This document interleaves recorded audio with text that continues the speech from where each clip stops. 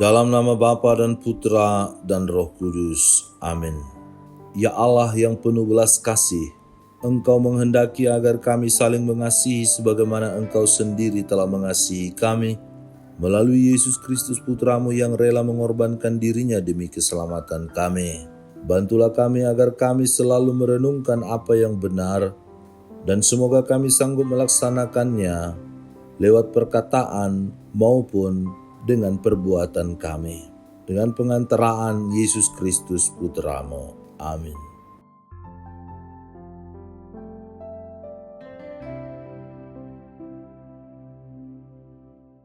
Tuhan bersamamu dan bersama rohmu.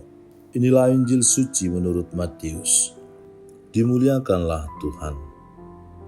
Maka datanglah orang banyak berbondong-bondong lalu mengerumuni dia, sehingga ia naik ke perahu dan duduk di situ, sedangkan orang banyak semuanya berdiri di pantai. Dan ia mengucapkan banyak hal dalam perumpamaan kepada mereka, katanya, adalah seorang penabur keluar untuk menabur. Pada waktu ia menabur, sebagian benih itu jatuh di pinggir jalan, lalu datanglah burung dan memakannya sampai habis. Sebagian jatuh di tanah yang berbatu-batu, yang tidak banyak tanahnya, lalu benih itu pun segera tumbuh karena tanahnya tipis.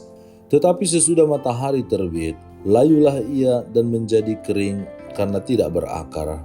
Sebagian lagi jatuh di tengah semak duri, lalu makin besarlah semak itu dan menghimpitnya sampai mati. Dan sebagian jatuh di tanah yang baik, lalu berbuah. Ada yang 100 kali lipat, ada yang 60 kali lipat, ada yang 30 kali lipat. Siapa bertelinga, hendaklah ia mendengar. Bapak, Ibu, Saudara-saudari terkasih dalam Kristus Yesus. Sejak tanggal 18 Januari 2025 sampai tanggal 25, kita merayakan Hari Pekan Doa Sedunia yang merupakan momen untuk memperdalam hubungan kita dengan Tuhan melalui doa, khususnya untuk memohon agar dunia menjadi tempat yang lebih penuh dengan kasih dan damai.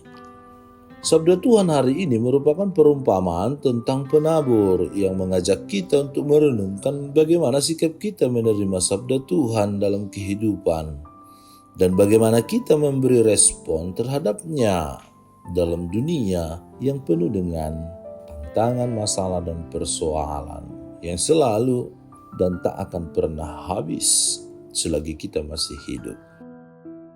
Perumpamaan tentang penabur memberi gambaran yang jelas tentang kondisi hati manusia ketika mendengarkan sabda Tuhan.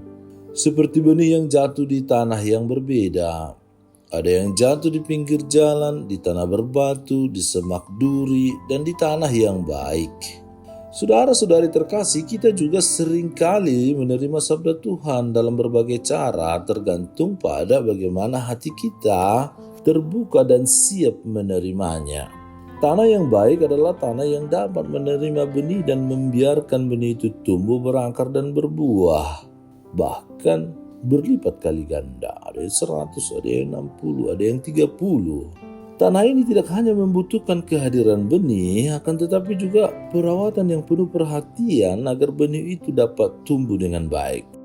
Begitu juga dengan hati kita yang harus dipersiapkan dengan doa, pengampunan, kerendahan hati, ketulusan dan keikhlasan, dan kasih agar sabda Tuhan dapat bertumbuh dan menghasilkan buah yang berlimpah dalam kehidupan kita. Kita dengar, kita renungkan, kita resapkan, kita hayati, kita wartakan, dan kita praktekkan konkret, real dalam kehidupan kita. Sabda yang telah disemaikan oleh Allah di hati kita, yang telah tumbuh, yang telah menghasilkan itu. Bapak, Ibu, Saudara-saudari terkasih, berkaitan dengan Pekan Doa Sedunia, kita diajak untuk berdoa tidak hanya bagi diri kita, tetapi juga bagi dunia yang membutuhkan perhatian kita, bagi persatuan dan kesatuan seluruh umat manusia. Kendati berbeda, tetapi kita hendak bersatu dalam kasih.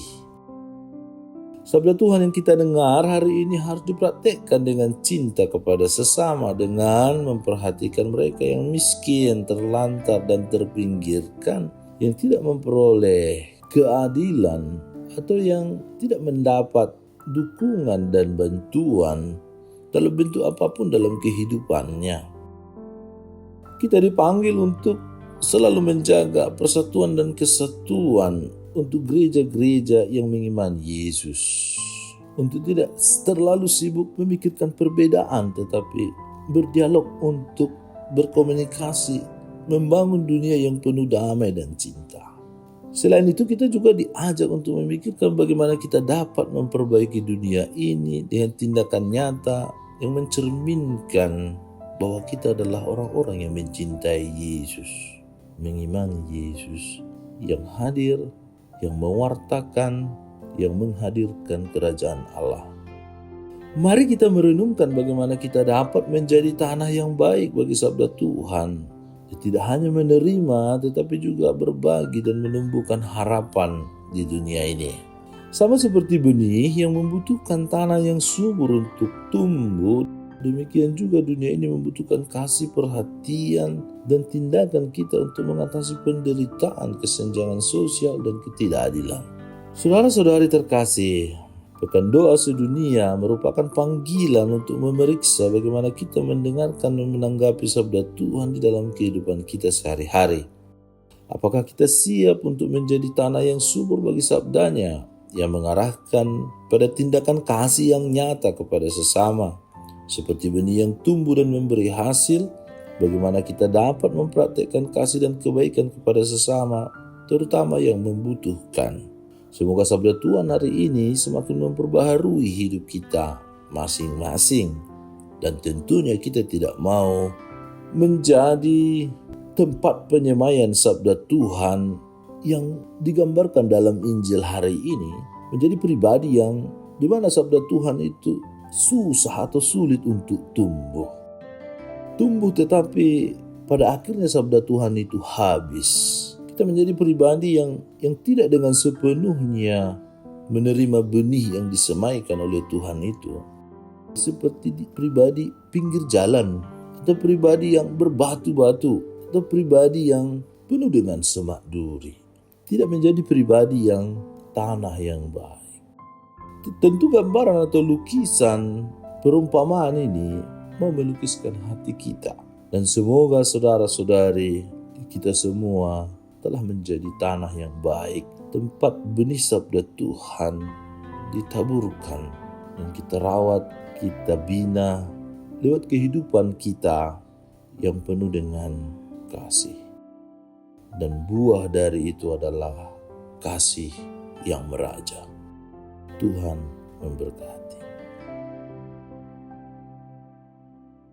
Allah Bapa yang Maha Baik, ajari dan mampukanlah kami untuk terus berusaha menjadi tanah-tanah-Mu yang baik bagi benih firman-Mu, sehingga kami dapat berbuah berkali lipat dan dapat berbagi kepada sesama kami akan benih firman-Mu yang menyelamatkan. Dengan pengantaran Kristus Tuhan kami. Amin. Tuhan bersamamu dan bersama rohmu. Semoga saudara sekalian dilindungi, dibimbing, dan diberkati oleh Allah yang Maha Kuasa, Bapa dan Putra dan Roh Kudus. Amin. Allah Bapa kami, penuntun kehidupan, Engkau telah menuntun Abraham menuju tanah terjanji.